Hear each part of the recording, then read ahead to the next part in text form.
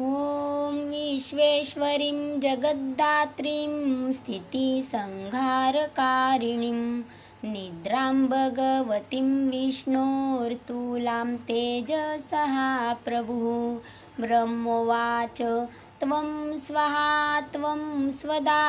त्वं हि षट्कारः स्वरात्मिका सुधा त्वमक्षरे नित्ये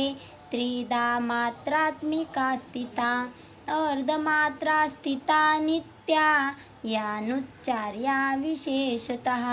त्वमेव सन्ध्या सावित्री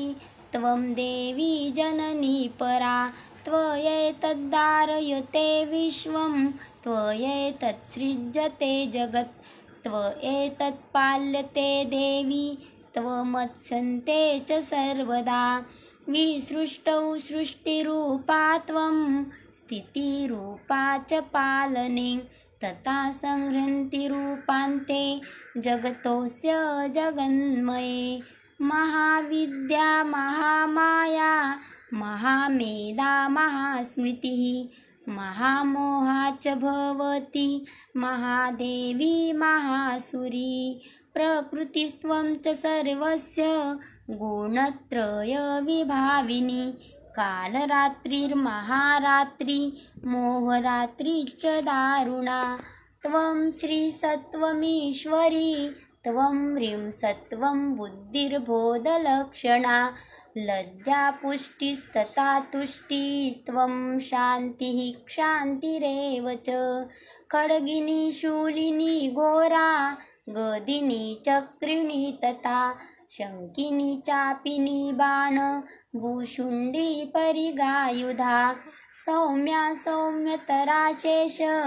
सौम्ये भेसत्वति सुन्दरी परापराणां परमा त्वमेव परमेश्वरी यच्च किञ्चित् क्वचिद्वस्तु सदसद्वाखिलात्मिके तस्य सर्वस्य या शक्तिः सा त्वं किं स्तूयसे तदा यया त्वया जगत्स्रष्टा जगत्पात्यति यो जगत् सोऽपि निद्रावशं नीतः कस्त्वां स्तोतुमीश्वरः विष्णुः शरीरग्रहण महमीशान एव च